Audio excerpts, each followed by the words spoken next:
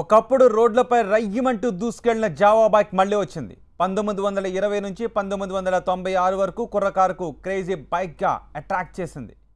Royal Enfield గెటప్లో రాజసంగా కనిపించే ఈ జావా బైక్ కొత్త టెక్నాలజీతో మార్కెట్లో హల్చల్ చేస్తోంది. డబుల్ సైలెన్సర్తో 350 సీసీతో ఆకట్టుకుంటోంది. ధర 1,65,000 నుంచి 1,80,000 వరకు పలుకుతోంది.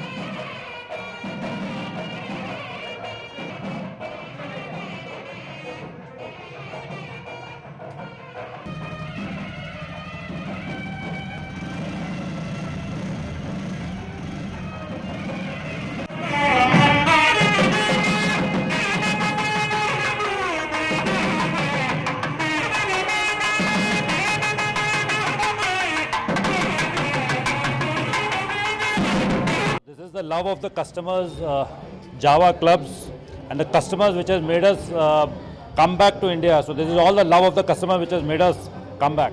1974లో ఏమో బంద్ అయిపోయిందండి. అప్పుడు ఎందుకు అంటే జపనీస్ వెహికల్స్ ఎక్కువ వచ్చినాయి కాబట్టి there were no takers for this. కానీ ఇప్పుడు మళ్ళీ మనకి ప్రీమియం సెగ్మెంట్ బాగా అంటే కమ్యూనిటింగ్ సెగ్మెంట్ ప్లస్ మన ఇదేమంటారు లైఫ్ స్టైల్ ప్రొడక్ట్స్ ఇప్పుడు చాలామంది అడుగుతున్నారు.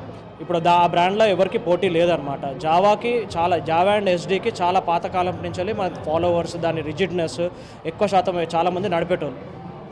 అండ్ ఇప్పుడు లాంచ్ అయిన 2 వెహికల్స్, జావా 42 అండ్ జావా 42 వచ్చేసి 158 ఎక్స్ షోరూమ్ అండ్ జావా వచ్చేసి 167. అండ్ దీంట్లో మనకి ఇప్పుడు ఈ షోరూమ్లు మొత్తం 4 ఓపెన్ అయినాయి: Kukatpally, Gachibowli, Banjara hills and Secunderabad. We're actually very excited for the launch of the bike. I think the whole of the city has been waiting since long, and I think Java is one of it's the 70s kind of model, right? So I think the antiques are more of trend right now, so I think it's going to be a very good hit.